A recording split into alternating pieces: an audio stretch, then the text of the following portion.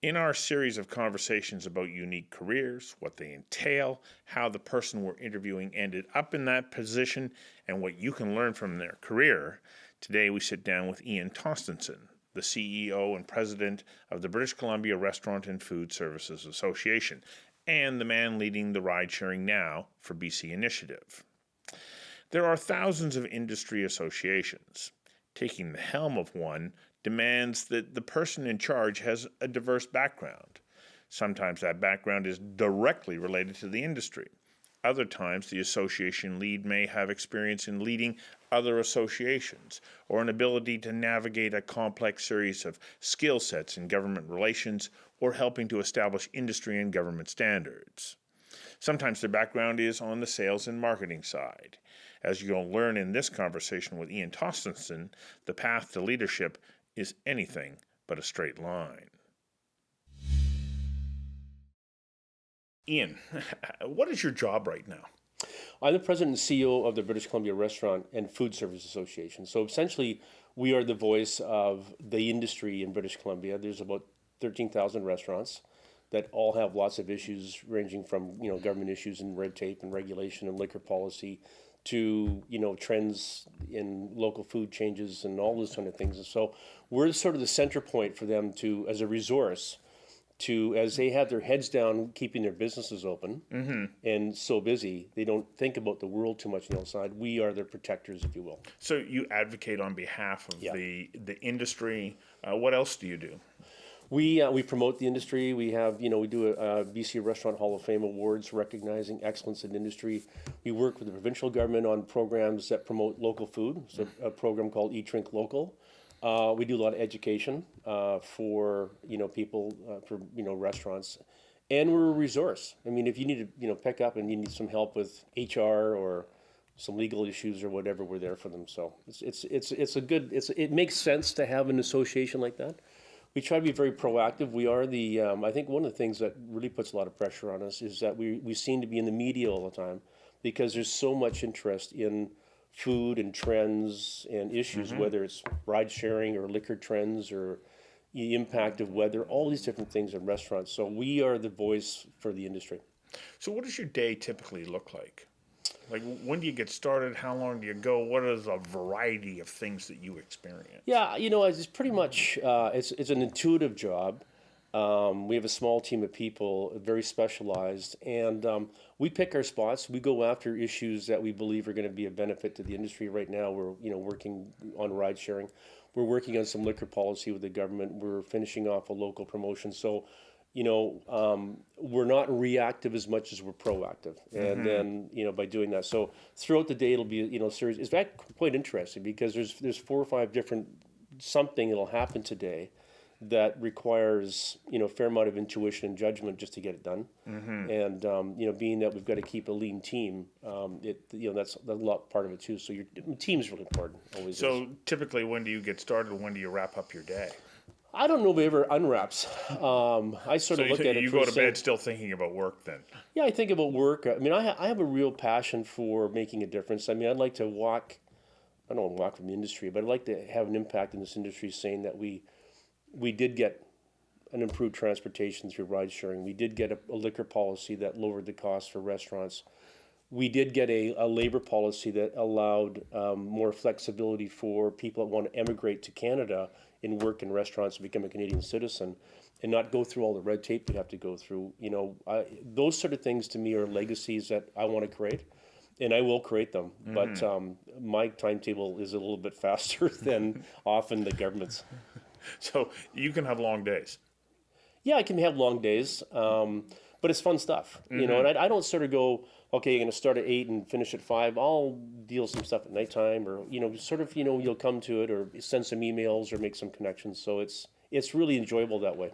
So your job is not the one that you go when you're signing up to leave secondary school and say, I think I'm going to study this so that I can become that. So what is the path? Like for you, where did you get started when you left secondary school and then ventured forward?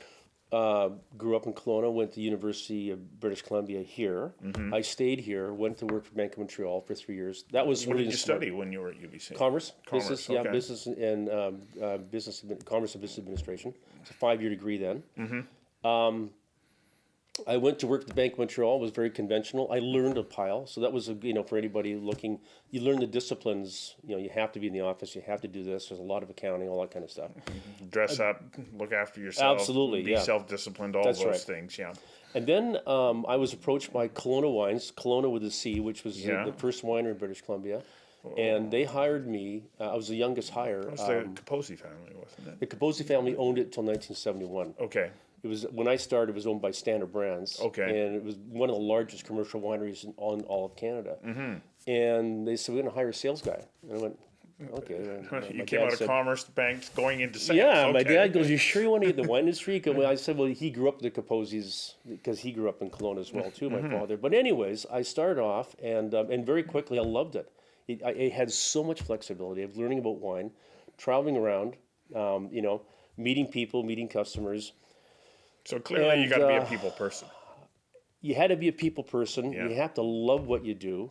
And I was there 22 years. In the last 13 or 14 of those years, I was president CEO of a company that was comprised of Kelowna Wines, Granville Island Brewing, Potter Distilling, an import company. So we were a real force to reckon with.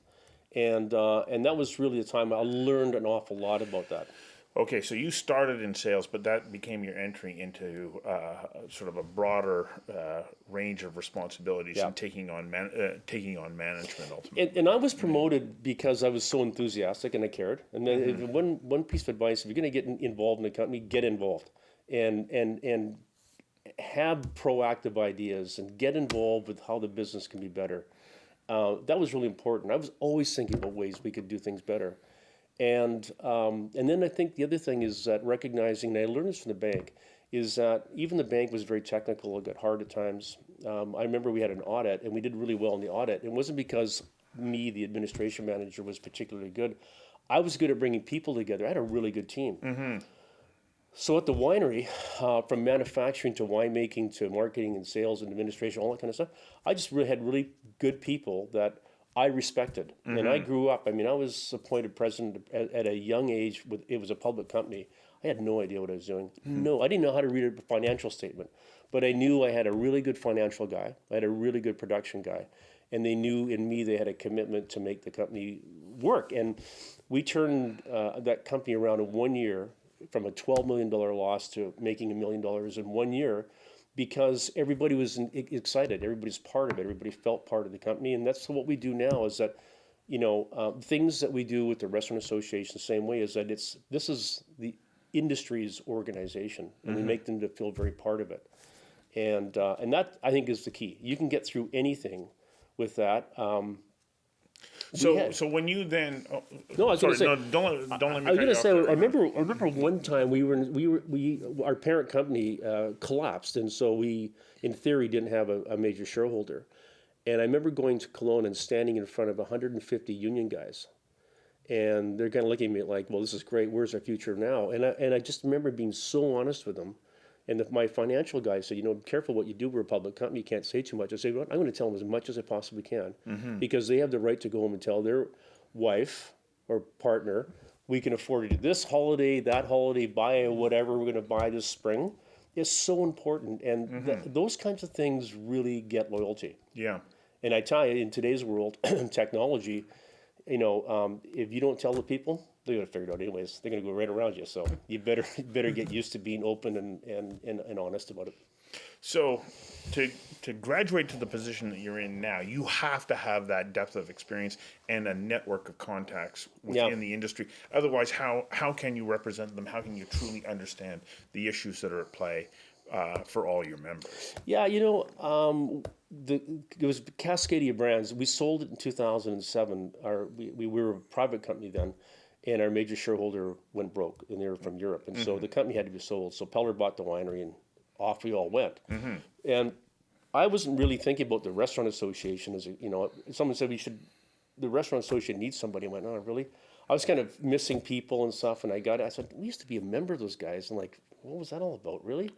Well, I came in, it was another challenge. It was like kind of in mess. It was old school. It was like 30 directors. And so we changed it and we made it quite modern. And I think you're right. I never looked at it, but I had all those contacts. I'd had an awful lot of experience dealing with government because always in a regulated industry like liquor, it was always about regulation and stuff. So I knew how to navigate my way through the bureaucracy. And that's really helped me here. Notwithstanding the fact is that you understand how to make presentations and be in the media and be comfortable, those kind of things. And so you just keep learning. But I think for anybody, hospitality type jobs is understand the industry, understand the trends, and put your best foot out there. I mean, this is the hospitality entertainment industry. It's not, the accounting industry and sitting in an office. And so you really got to put yourself out. Your enthusiasm, says a lot about the products you're representing and or the services you're representing. So it's important. Well, it's fabulous. It's great to get a little insight into your world. Well, thanks, Steve. For people who I think are saying, well, gosh, how do you become that, that person in that sort of role? This gives them insight into how it happened for you, because for everybody else it's going to be different. Well, and here's the other thing for me too, and this is a major part, is that early on in my life, I started to get involved with charities. I did 25 years with the David Foster Foundation, and I learned so much by doing that. And we did such good work, still do, with helping families whose children need transplants to help pay for the cost of that. My friend and I have a little place in downtown East Side where we train people off the streets in culinary skills, basic kitchen skills, and get them jobs in restaurants. Those, I can't emphasize that enough, is take your career and be aggressive, but put back too. Because when you put back, you meet all sorts of people, you get exposed to all sorts of different things.